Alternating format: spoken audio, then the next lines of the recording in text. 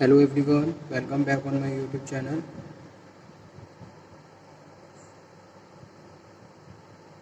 Production management में आज के लेक्चर में हम लोग डिस्कशन करेंगे difference between batch production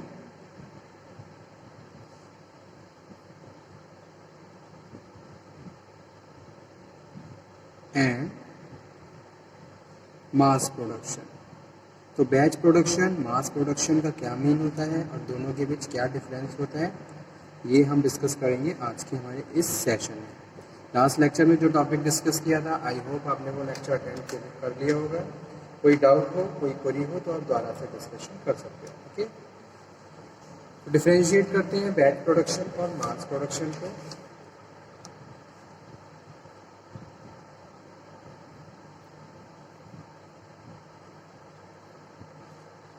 batch production और दूसरी तरफ मास प्रोडक्शन। ठीक है, तो फर्स्ट वन है batch production technology.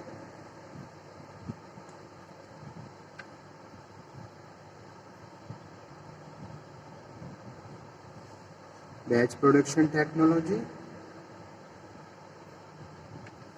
Mass production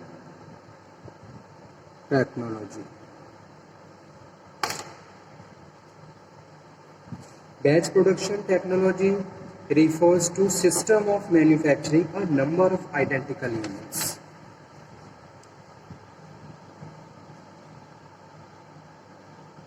in batches at a time। ठीक है, तो बैच प्रोडक्शन में हम क्या बात कर रहे हैं? Batch production technology refers to the system of manufacturing, system of manufacturing a number of identical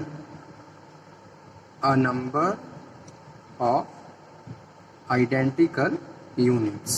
ठीक है, यानी कि सेम प्रोडक्ट, आइडेंटिकल प्रोडक्ट्स अगर आप यूज कर रहे हो, that comes under the batch production technology. ठीक है, when one batch of the product is over then the production of the next product is taken up.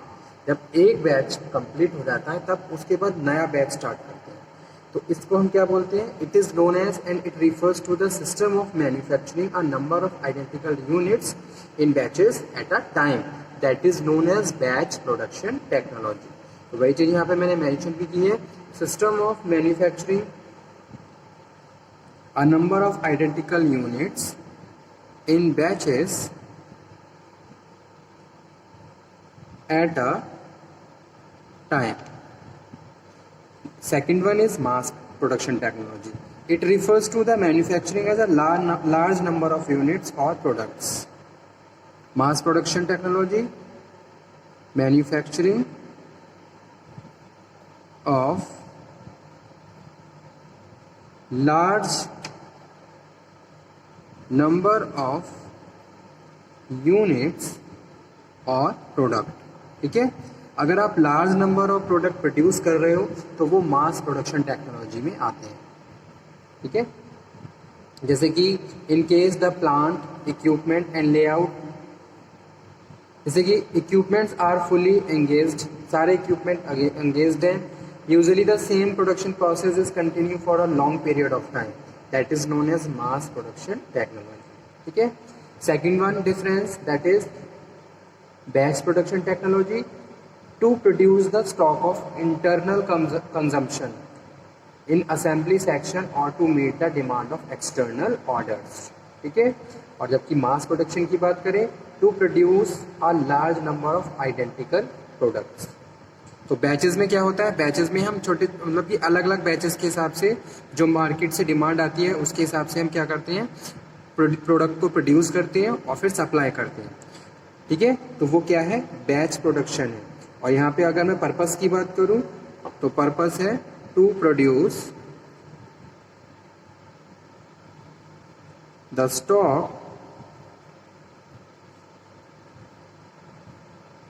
For internal consumption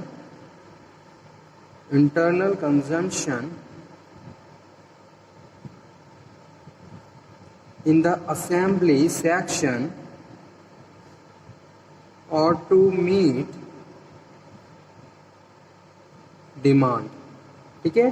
लेकिन बात करें to produce a large number of identical products, ठीक है।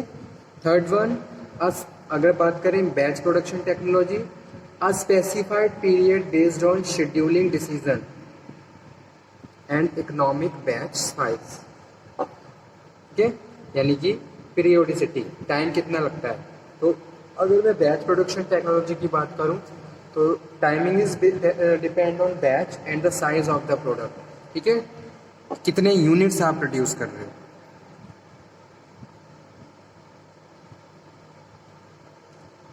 Specified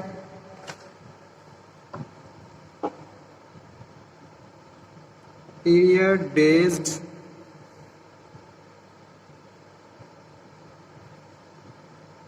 scheduling decisions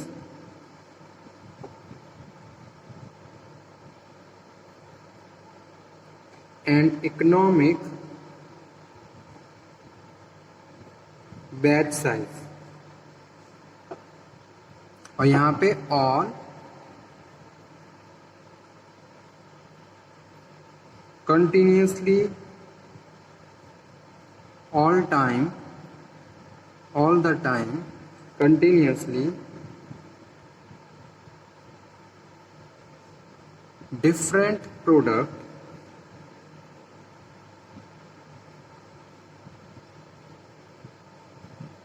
may be switched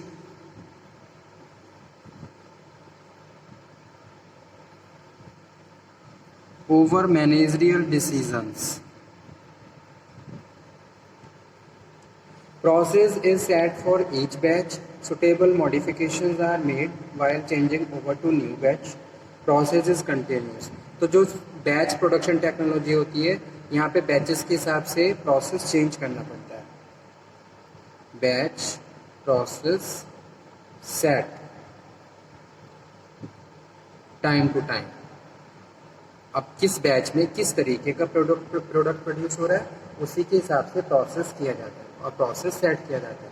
लेकिन बात करें मास production technology की, तो मास प्रोडक्शन टेक्नोलॉजी में प्रोसेस कंटिन्यूस रहता है। प्रोसेस इज कंटिन्यूस, ठीक है। बैच में हम बात कर रहे हैं batch production technology based on optimum economical batch size, based on optimum economical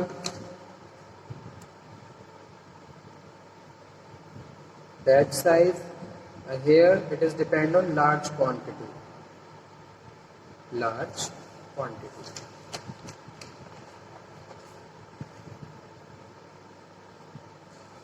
ठीक है।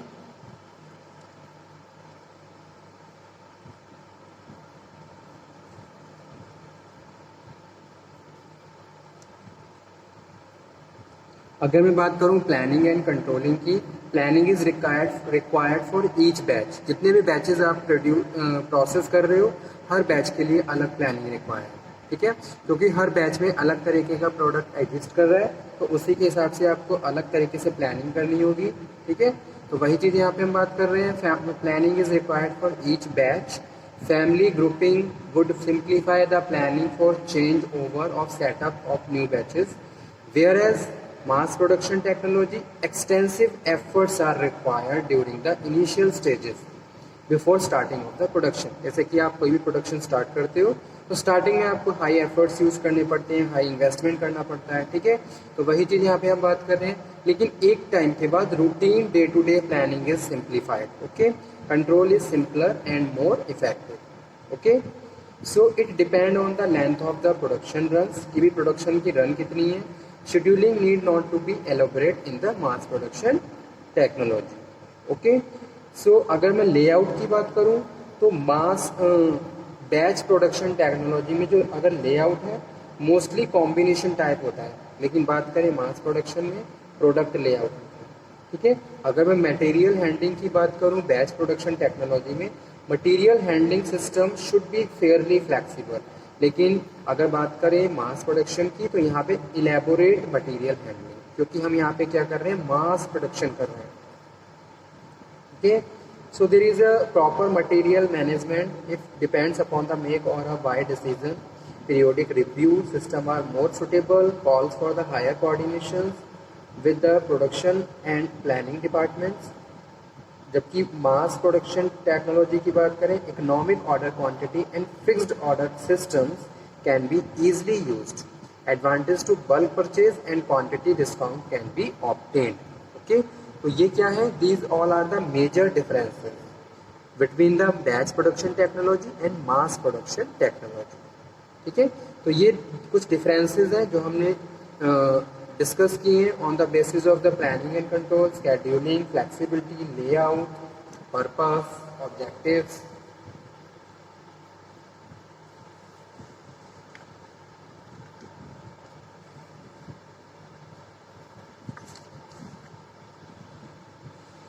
इसी के साथ एक टॉपिक और अटैच रहता है जो कि है कंटिन्यूअस प्रोडक्शन टेक्नोलॉजी।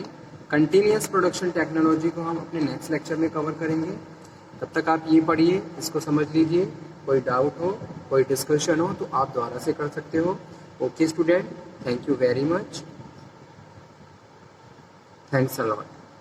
ठीक है, नेक्स्ट लेक्चर में फिर से मिलेंगे एक नए टॉपिक के साथ। तब तक आप ये पढ़िए, समझिए, स्टे हेल्दी, स्टे मोटिवेटेड। और जितने भी हमने टॉपिक कवर कर लिए आप उनको एक बार दोबारा से रिवाइज कर लीजिए। कोई भी डिस्कशन करना हो तो आप मुझे बता दीजिए, ताकि उस टॉपिक को हम दोबारा से डिस्कस कर लें। ठीक है, एग्ज़ाम टाइम के हिसाब से आपको प्रिपरेशन करनी चाहिए। मेन फोकस इम्पॉर्टेंट टॉपिक्स पे रखिए, और वहाँ पे कोई डाउट आ रहा है तो आप उसको कवर करें। ठीक है, थैंक यू।